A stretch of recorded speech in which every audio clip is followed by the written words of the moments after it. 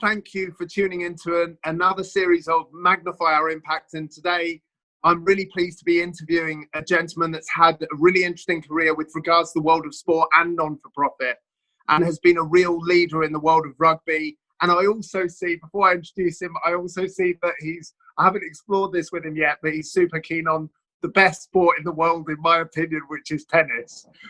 So I really want to explore that with Martin.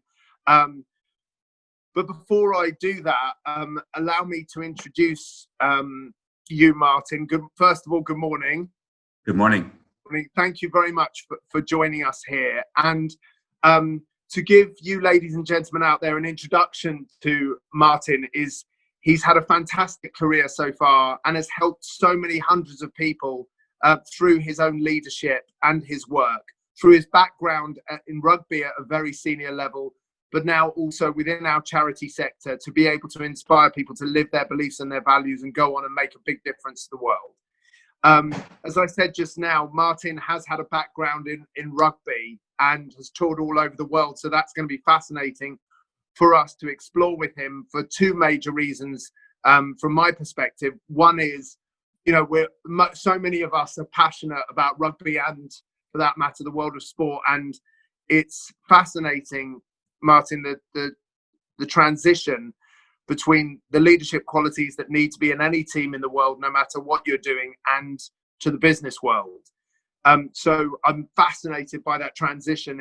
And my experience is it's similar in that I know you're on a grass pitch rather than in an office, but the world of leadership is around what's in your heart. And, that's my experience. So it's great to explore that with you. And also, how you've now chosen through your experiences through the Civil War and through Africa and now back in the UK, you've seen so much in your life and had to support people that are really suffering. But now how you're helping other leaders within your area to really create and magnify their impact. So I'd love to do first of all, Martin, is just if you could please give us a bit of a more definitive introduction to what I've been able to do as to your background and where you are now. Well, you give it a good morning, Craig, and thank you very much for inviting me on. So where I am right now is I'm Chief Executive of the Clare Foundation, which was put together in about 10 years ago by Mike Clare, who was the founder of Dreams, the bed company and furniture company. And he had a desire and a passion for ensuring that the people of Buckinghamshire had a responsible charity to go and speak to or engage with. And in the past, we had a big building out in the middle of Saunderton, which is a leafy part of the county. And in that building, we had 35 to 40 charities housed there as a bit of a hub.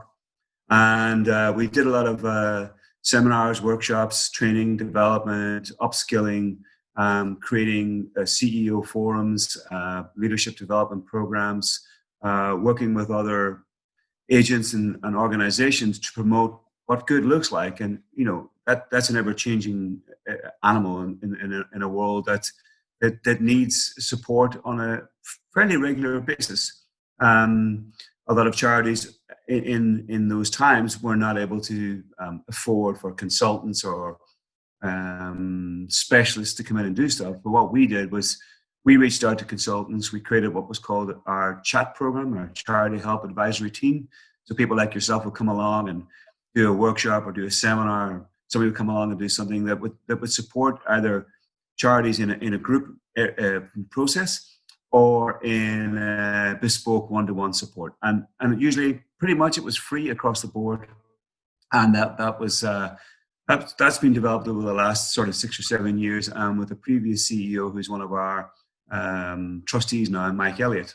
So, for about the last 5.5 years, we've been developing a relationship with charities across Buckinghamshire, which there's about 400 or 500 fairly active, and then there's probably about 100 to 150 fairly big ones, and I'm talking in that 500 to 2 million a year turnover. And we have developed our CEO and charity leaders forums, which we do monthly. And we've just yesterday launched a middle managers forum for helping, those, I use the expression, younger managers now who are in need of some support during this COVID crisis. And it's been a pretty busy 12 weeks now with everything that's going on. But the last 5.5 years have been very, very engaged. As you mentioned earlier, I grew up in Ulster. I'm in my late 50s now, so I grew up in the 60s and 70s in Ulster during the Troubles, which was a difficult time for everybody, no matter what religion you were. And in 1985, I went to Africa for a holiday to play rugby for 11, 12 weeks, July and August, and then never came home. It was eye-opening. I know you've got some questions for me later throughout the day, but that was something that led me to understand people differently, look at things differently. And if you've never been in a conflict zone or in a war zone or walked through a refugee camp or had anything to do with crisis like we're having right now, like AIDS or leprosy or cholera or post a cyclone or a hurricane, then, what we're suffering in Europe, at the likes of Africa and other third world nations, suffer on a quite regular basis. Thank you very much, Martin, for that. Now, I want to obviously, delve deeper into that. So talk to me more about your early days and what it taught you, because growing up in Ulster, in those days, was in some ways was not a great place to be, and in other ways has really grown your muscle, I'm sure. So talk to us about, what did you learn going through that experience when you were a youngster? As a youngster, it was odd. I grew up Roman Catholic. You got the two divisions. It was a sectarian civil war. People would have called it the Troubles, but it helped to divide the country. It helped to promote division that should never have been there. And in such a small community of less than 1 million people, we talk about Kosovo, we talk about Bosnia, we talk about all of these places, but Northern Ireland, Ulster wasn't any different in that sectarianism played a big part in people's lives. And it wasn't until, my parents were very much, you never judge a book by its cover. I was a Cub Scout, I was a Scout, and that was on the Protestant side. As such, I attended both Roman Catholic services church, and I attended the Church of England, the Church of Ireland church, when we went to the Scout troop, various stuff. So I grew up in a mixed environment, and I grew up never judging a book by its cover. And when I went into an engineering apprenticeship when I was 16, and that embedded me into a very formal way of working in life, working for DuPont, which is a big multinational global player company. And they set about doing very, very specific ways of working. Politics wasn't allowed to be spoken at work. Religion wasn't allowed to be spoken. It was a very, not strict world of working, but it was a very good way of working. I played a lot of football, played a lot of Gaelic football, because that's what you did. And then I got involved in rugby. And lo and behold, that was the change. And I didn't start playing till I was 19. I didn't start playing properly till I was 20. And that really helped me to become a little bit less narrow focused about the world I lived in.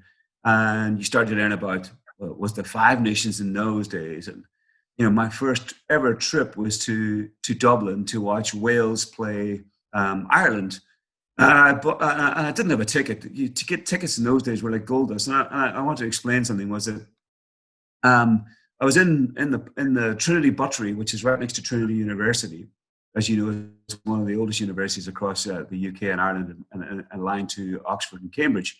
And there was this tall guy, dark hair, very soft-spoken Welshman, and he said, we were talking, and the next thing is he handed me a ticket. And it was only about the Wednesday then afterwards that I found that it was Mervyn Davies, who was one of the greatest Welsh players ever live, a former British Lion. And he just gave me his ticket, all I had to do was buy him a pint of Guinness.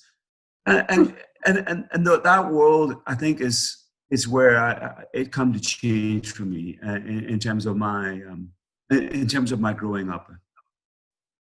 Martin, there's one thing that you said early in that explanation that reminded me of something so powerful within my learning of leadership, which is you said you never judge a book by its cover. And one thing that I believe wastes a lot of time and energy and creates a real sense of negativity in the world is the conditioning that we've created in the Western world through judgment. And that we judge people so easily, and we judge ourselves so easily and so harshly. And so I think that I'd love to explore with you more about, say some more about the importance of not judging a book by its cover. That was my parents taught me that, and my dad was, he's a chemical engineer. He also worked for DuPont. He worked for them for 38 years of his life. And he's still alive today. He's in his mid 80s, and but what I tried to teach, what he was trying to say was that everyone's different, and look what's inside the book. So never just look at the cover and go, oh yeah, well he's this or she's that or the other. He was like, read the book, get inside it, know what's there, get a feeling for that person, get an understanding, get an empathy, understand what they're going through, and. You think about people like Jay Shetty, who are in mindfulness or Action for Happiness, and those kind of programs that are around today weren't so easily available or readily available way back in the mid 70s. We had Protestants and Catholics. We were one of the few clubs that had a very mixed grouping of the two religious divides. It ended up in a different part of the town at one point because being blown up 3 times, just the security and the safety of people was paramount, and we ended up in a completely different part of the city of Derry. Now, in terms of the book by the cover, I went my very first ever trip. I was only 19, 20 years of age, and here I have this big fella introducing me to Mervyn Davies, and standing next to him, which I didn't know at the time, was Willie John McBride. And they were just drinking Guinness and Bushmills together, right? So Willie John was a strong Ulster Protestant, and Mervyn Davies was a Welshman. But they didn't look at me and go, oh. They looked at me and went, he's a rugby player. And the friend of friend said, oh yeah, he's one of our new and up and coming young fellas playing, ex-GAA boy. And, and I'm like, oh, they were wanting to buy a Guinness and chat. And that's where I'm going from. And that's in my early days of my life. From everything that you said, there's so many questions that are spinning around in my mind, but one that comes to me, which I think is the most important question for me to ask at this stage, Martin, is describe, and this is a huge question, and I know that you'll be able to distill it really well for us from a position of values, is what is leadership? What does it mean? What are the 2 or 3 things that have made you successful in leadership? Taking my time.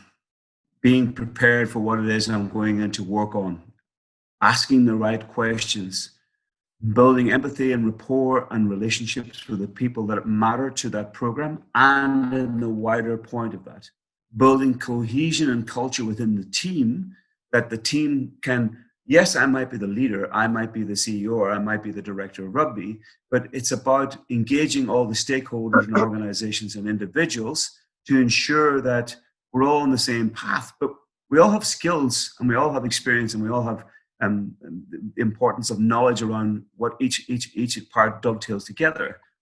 But for me, the single most important thing is about the attitude, both in the good times and the bad times. What is the attitude you bring as a leader? It's being able to step back and reflect, keep your powder dry, as a good Irish expression, take your time and be able to work with either that individual as to help them get to where they need to get to, or the group or the organization. And it's something we've been doing right now, right at this very minute, for the last 10 weeks. We've been working very strongly with our council at the Buckinghamshire County Council, with Clare Hawkes and Gareth Williams, who's the cabinet minister, and she's the director of community programs. And I'm working with all our friends, because that's how I look at them now. There are friends in the community who are working to ensure that people are less affected by this coronavirus than others are. That's real leadership to me, is you just deliver it, you know it, you feel it. And that's Yes. what you've just described. And I know that comes, for me, that comes from two places. It comes from our genetics and our environment, you know, who we surround ourselves with, and our parents and what have you. So, you know, you talked about working closely and building rapport, building those relationships, and, you know, taking time to reflect. Talk to us more, because I've learned only in my later years. I used to be a bull in a china shop. There was a great man that I've known called Viktor Frankl. I've read about him. I've never had the privilege of meeting him, but he was in the Holocaust, and he wrote a wonderful book. I don't know if you heard it, called The Man's Search for Meaning. And he said something really profound, which was, between stimulus and response, there's a space. And in that space gives you the opportunity to respond, and your response is your destiny. And so that really rings true with me, that between what stimulus we get and the response is what's made, part of what's made you a great leader with people on the rugby pitch, and in the, you know, as a director of rugby and in the charity world, is you talk a lot about reflection. So, and holding that space and thinking about things and feeling things before you respond. So talk to me more about the importance to reflection, and how do we learn? This is my question. How do people learn, even if they're feeling really emotional? How do we learn to sit back? Teach us a bit about how we should reflect.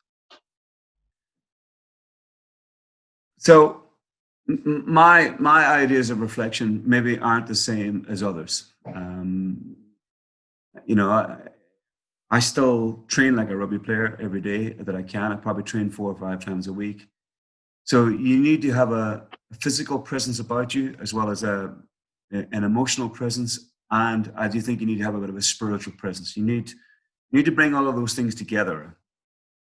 And reflection can be simply just going for a walk, thinking about your day, thinking about the things you've said or didn't say, thinking about how much you listened, how much you questioned, thinking about when somebody challenges you to something, is not to respond right away, which sometimes we're all quick to do. That's the bull in the china shop scenario. That's the hooker on the rugby pitch, when you just smack something as hard as you can, and it's not the way. I have a very, very good board of trustees. As I said earlier, you know, we got Clare, who's our chairman, who's a very intellectual businessman, who is philanthropic, who understands the world of business very well, and he's great at coming up with ideas. Then we have a lot of other really good charity leaders inside of our trustee board, which from my point of view, I have a great relationship with them, that I can talk to them on a one-to-one basis. I get their advice. I think about what they're saying to me, and then I can challenge it in a closed environment without trying to challenge something in an open environment. So think about where you have your challenges. You know, you see on TV now, you see politicians, and you see at Westminster, they're having all this blowout and conversations in front of everybody, and it looks petty and childish. Whereas, you know, sitting down over a cup of coffee, a glass of wine, or having a heartfelt one-to-one conversation that underpins integrity, honesty, you know, due process, justice, equality, the things that make the world a better place. That's all part of reflection. In as I said to you at the start, I train 3, 4, 5 times a week. I try and do 35 to 45 minutes of HIT training. I try and run once a week. I try to clear my head by doing little things like mindfulness is just to take the anxiety or the stress away from the day. And other people use a glass of wine or a nice glass of scotch or something like that. But reflect. It only takes 5 or 10 minutes. It doesn't take. People think, oh, the meditation thing's a big part of that. If you're one of these people who doesn't sleep or doesn't rest well, or who are uneasy, who feel under pressure or threatened constantly, your time for reflection gets crushed. So it's those people who need to have more time, just step back, take a break, and go, you know what? Nobody's going to die here. And with my team, I give them a lot of autonomy. It's an 80-20 rule rather than a 20-80 rule. I delegate, we agree, they come up with ideas, we run it, we take it as far as it can. If it can work, perfect, marvelous, great. Then we just take a day to reflect. Is there anything in this that we need to do differently? Is there anything in this we can do better? Is this good to go now? We work on the African principle of 80-20. It's good to go. Let's make a plan. We'll get the other 20% sorted out later. And it doesn't always have to be perfect.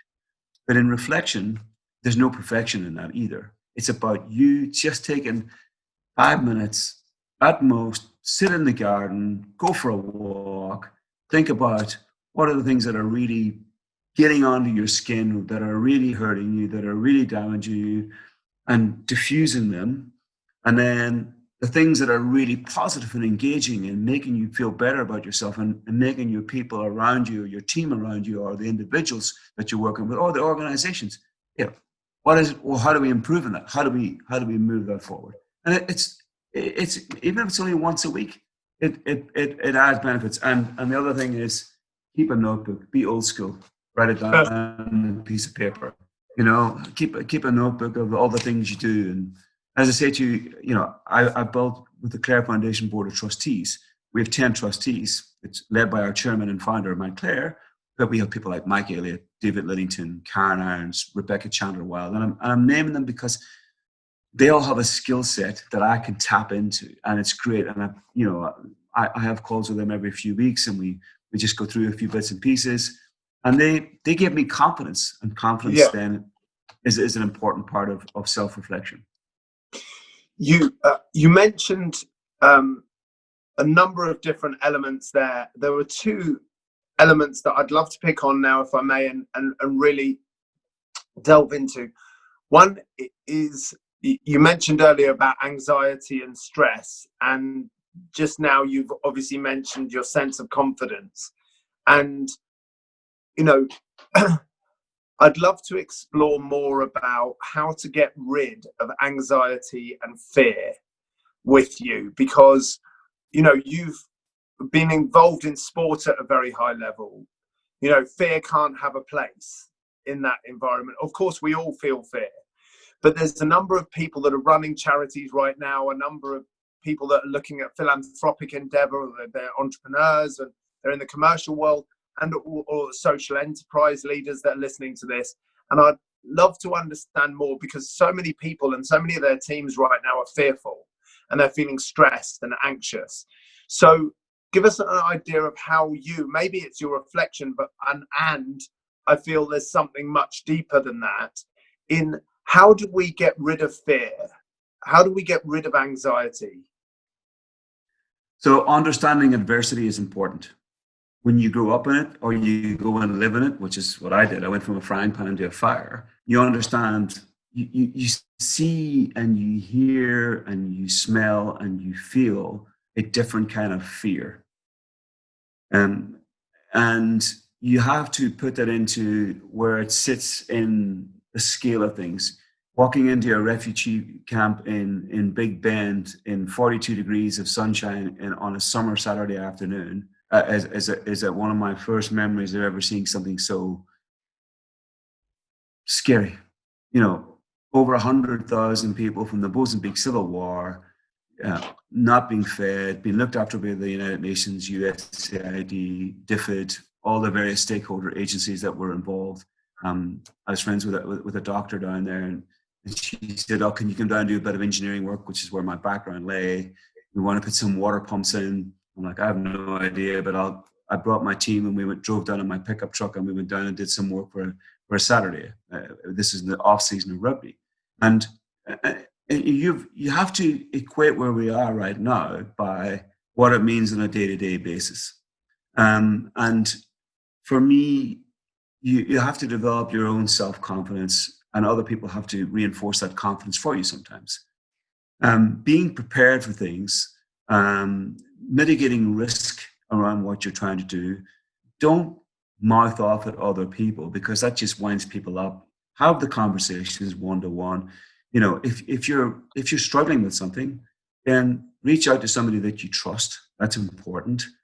Somebody that you know has got integrity, that has your back, and doesn't tell you what you want to hear, because that also happens, and it's a very common thing in this part of the world or Western Hemisphere. People tell you what you want to hear, whereas in Africa, you just get told what it is.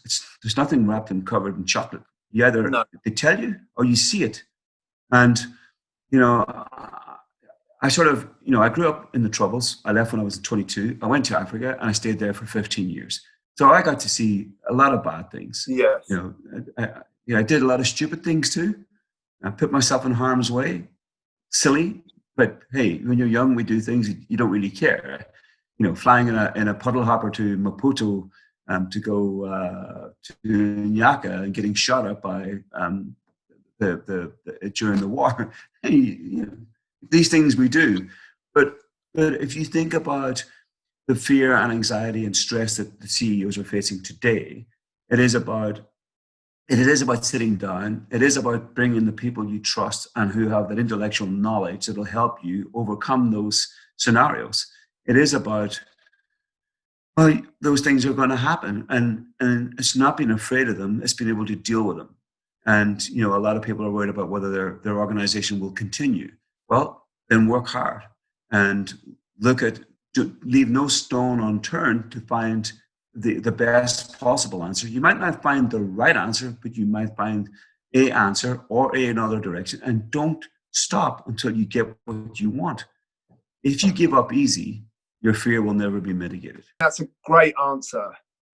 I'd love to zoom out, and you've mentioned, you know, all across the spectrum for me, from a granular perspective to a universal perspective. You've talked about metaphors about, you know, just us as a person and sitting down one-to-one and understanding people, getting people around us that we really trust, having the conversation, telling people what they need to hear rather than sugarcoating it. And you've also talked about some bigger systems. I'd love to ask you more about also the macro systems in the world right now. So here's my question is, what do you feel are the biggest challenges that we face in the world today, or the number one biggest challenge that we face today in the world? And how do you feel that we can either overcome this challenge or manage it better? The single biggest issue in the world today is coronavirus.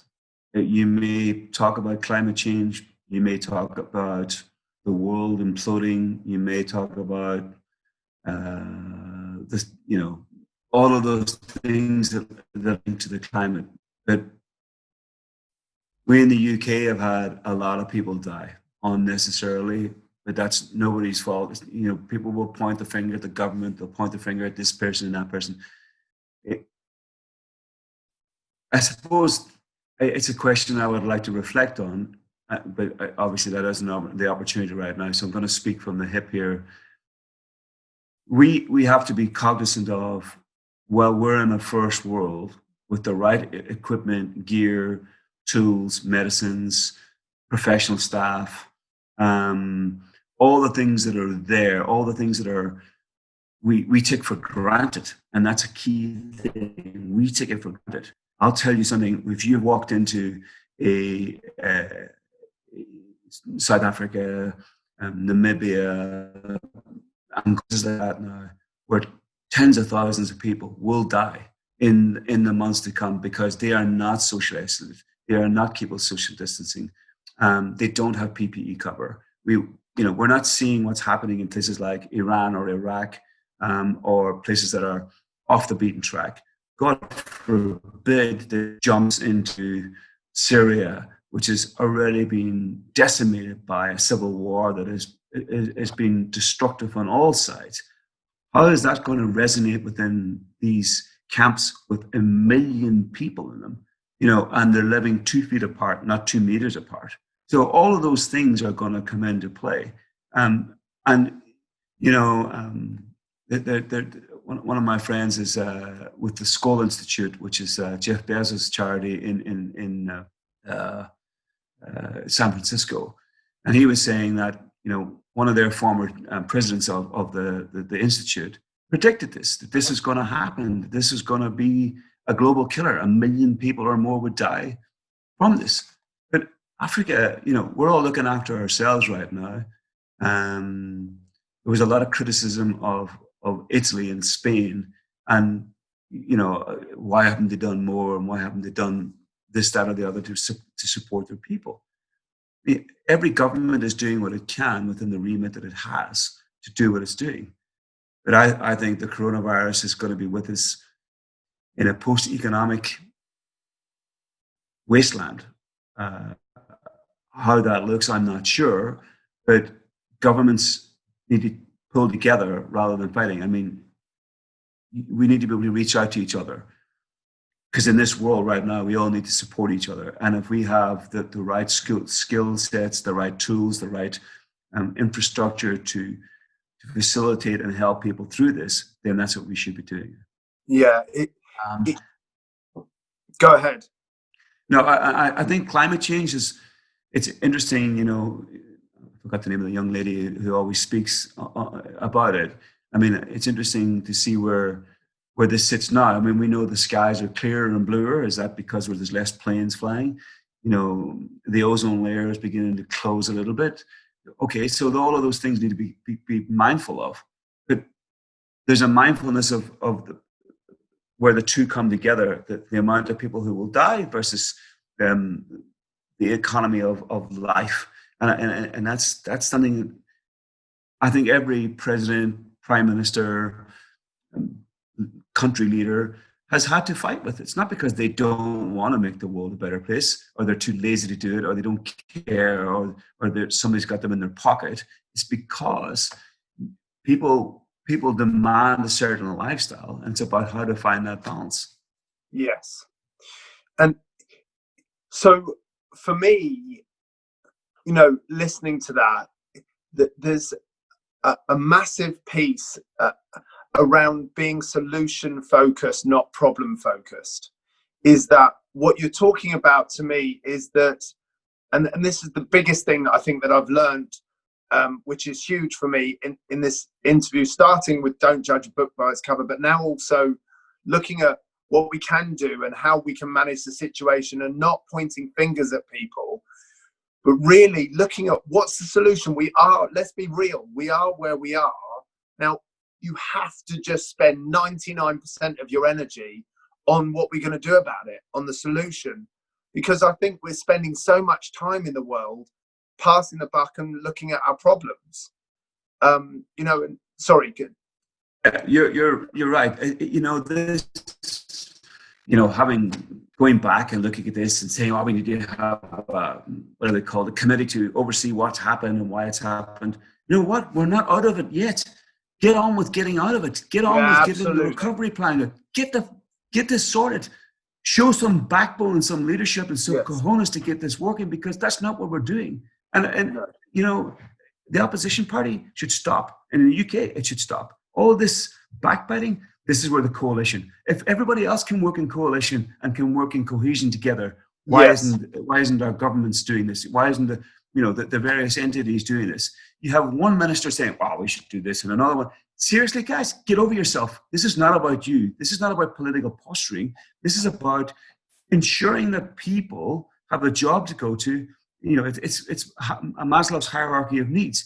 They have a home, they have family, they have all the things they need to survive. They have a job.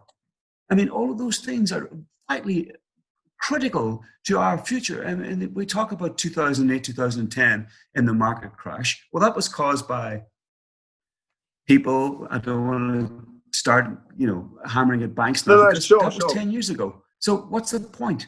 We learn lessons from that. It's interesting that banks are doing a lot of good things now. They're they're Yeah. providing loans, they're providing small businesses, they're giving, breaks in repayment of mortgages, etc., etc., etc. That's to be complimented. It is to be congratulated on. And maybe they've learned their lessons from 10 years ago when they were seen to be greedy and selfish. But our government, I'm not saying they're not doing a good job. What I'm saying is you have to work closer together. We have to talk to why, are we talking to France? Why is it that, New Zealand is said, well, we're just closing our borders. We're not going to open them for the rest of the year. They're like, we're shutting up shop. How are we going to manage the expectations on the back of social distancing as we come into the recovery? What does the recovery look like? And I think that's what I'm trying to get at about the cohesion and coalition around the next steps. That's vitally, vitally important. There's a number of people listening to this, Martin, that are in a position where they've inherited a team where perhaps the culture isn't what they want it to be. So just give us a thought of, you've done both many times. You've built teams and you've been part of teams and you've built the culture. And you've also been in rugby teams and, in your current business and director of rugby and all sorts of different things in Africa, where you've had to deal with a culture that already exists. So my question is, if you're a leader right now listening to this and you've just inherited a culture, or your business or your charity or your social enterprise was going really well 6 months ago, and now you've hit the coronavirus and things have fallen apart, you feel, how do you rebuild a culture, or how do you deal with a culture that has some toxicity in it, that is not going right? How do you deal with that? Usually toxicity and negativity come from individuals. And if you go back and look at Clive Woodward when he won the World Cup, one of the things he did leading up to the World Cup, and it's worth reading his book, Winning, any CEO, and the other book is Legacy by A Culture of Rugby on the Life of the All Blacks. Those are two really good books to read. There's other ones as well, but those are two that stick out to me. But it is about the culture of your team. Things may not always be the way you want them to be. Try and work to a point whereby you create positivity. And to me, the individual is about the attitude they bring. If it's a negative attitude, you got to be careful that they're resonating that negative attitude towards other members of the team and pulling the team down to this level. The team has to be up here, and you have to be that person pushing it up all the time. That's your job. That is your job. It is your job to drive that energy to the top. And if you look at Wooden, I don't know, you ever heard of John Wooden, who was probably the most influential basketball coach in the history of the US. Look at his pyramid of performance. You type it in online. It's very easy to find. And it's a great way to underpin how the team rises to the top and becomes, the team that they should be. And he's used that, and I've used that since the late 1990s and early 2000s. And I pretty much use it in every job I go into now, any role that I'm working in. It's about underpinning all the things that you need to make a good team. But, you've got personality, and it's about understanding that individual and what they like and what they don't like, and helping them overcome, their fears or their anxieties, or just continue to tell them good things about them and keep them going. Flexibility. We have to, in the environment that we're in now, we have to be flexible. We have to start changing our working methods. So what we did at the Clare Foundation isn't what we were doing 8 or 9 months ago. We've changed our mapping. We've changed our direction. I got the team onto this and said, if we don't do this, we might as well just shut up shop and go away. But what we've actually done is harnessed the intellectual capacity that we had. We built on our abilities. We built on our knowledge. We've reached out to others. And I implore other CEOs to do the same. If you can. If you can't, well, then you're going to have to segregate down to where you need to get to, and then develop, and then start to build back again. And have passion. Just whatever it is you were doing before, there's still a need for it. And if you don't have the passion, if people don't see your energy and your passion, it's not going to resonate for everybody else. Can you change a negative person into a positive person? Can people, adults, so 40 years old, are they negative and they're negative and stay, or can you know? Obviously, we've all got our views on this. I'm fascinated by yours. Can you take somebody who's negative consistently, not just from their circumstance, and create that passion and positivity in them, or is that too much energy being spent? Should you move on? Does it depend on the person? There's a blend. Okay, there's a blend. You might not get to 80-20, but you might get 60-40. But what you don't want that person to do is make other people negative. So what you got to do is, maybe a little bit divisive, but it's like, you know, if I was talking to you and you were doing stuff and you were like, I don't want to do this. I'm like, okay, why not? This is good. This is, involve them in the makeup of it. Give them the autonomy to lead it. Give them the direction and guidance. Be a hand holder if you have to be, you know, but the point may come where they're just too negative. Okay. If they're not above the 60% ratio, then you got to cut them loose. And that's harsh, but right now we're heading into a harsh world. And we have to, you know, your energies have to be focused on positivity. They have to be focused on realism. That's the important part too. You have to be realistic about what we're going to do. Yes. And that's a whole different embodiment now that will come from the recovery phase of what we do next. It may not be as bad as people make it out to be, because it's interesting how the media portrays things as, you know, the pawpaw is going to hit the fan and all the rest of it. When in actual fact, you might find people going, you know what, this is what it is. We're going to get on with it. We're going to do it. I mean, Donald Trump is in one way is trying to reopen America and make it positive. At the same time, you know, he's not taking into consideration how his population is dying in its tens of thousands on such a mass scale, and that those who are in shall we, without my proper knowledge here, and I say this openly, is that there's an inequality, and those who are less fortunate than others, shall we use that expression, are dying more so than. But we knew that 10 years ago. You know, there are Office for National Statistics have done studies in previous years about, you know, those less richer than others, or less, you know, it's. And I'm using the US as an analogy here, not as a benchmark for everybody else. So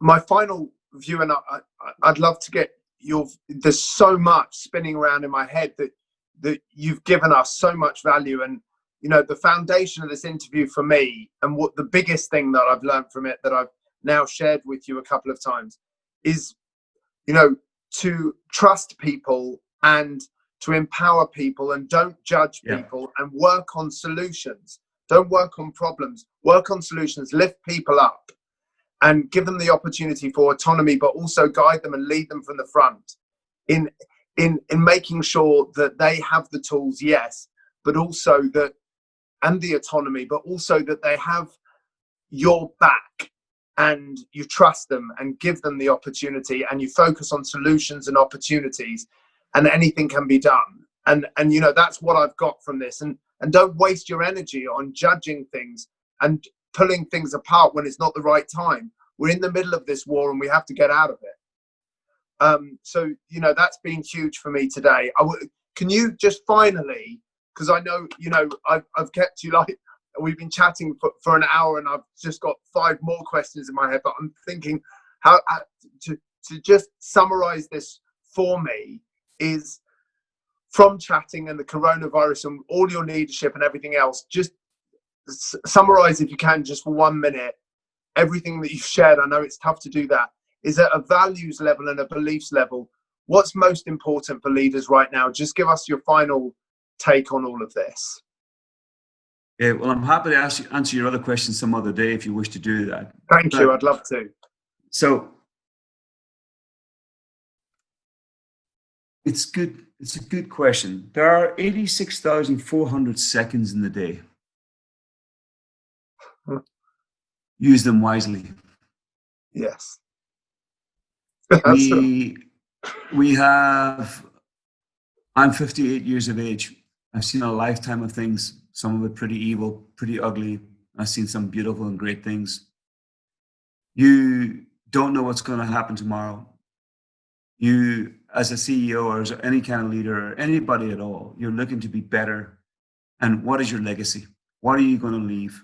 What is it that you believe in deep down?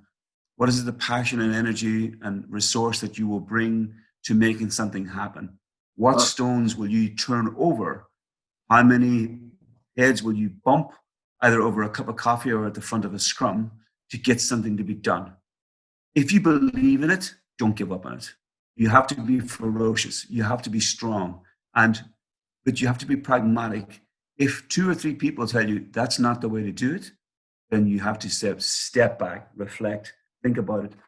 I have, good people on my board who will say, did you look at it this way? Have you thought about this? And I'm like, I'm getting 2 different people giving me 2 different conversations at different times. And I'm like, okay, I have to look at it this way. I have to look at it that way. So that's huge. Yeah, as I said to you, there's 86,400 seconds in a day. Yeah, use them wisely. Just because you have 240 seconds of crap, don't let the other 86,000 something go to waste. Do good things. I love that. Yeah. Thank you so much, sir. It's been great talking to you. I really, really appreciate your time. Thank you very much for being with us. And, I hear something and I know it. I know that when I've learned enough to know that when there's 5 or 10 things that people say over your lifetime that are profound. The one that I take forward from this, and I really take forward from this, is use your time wisely. Tell me again, how many seconds are there in a day? There are 86,400 seconds in the day. 86,400 seconds a day. Use them wisely. I love that. That's a lot of seconds.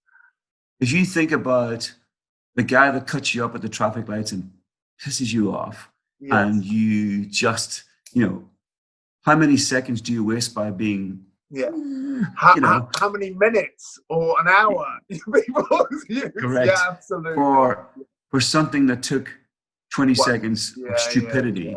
Yeah. So I'm not good at don't waste your life preaching what I pray, but as I say to you, one of the other things I would like to say is put trustworthy people around you. Put people who will tell you what they believe to be true. People who will not tell you what you want to hear, and that you would actually accept what it is they say. People who are not afraid of you.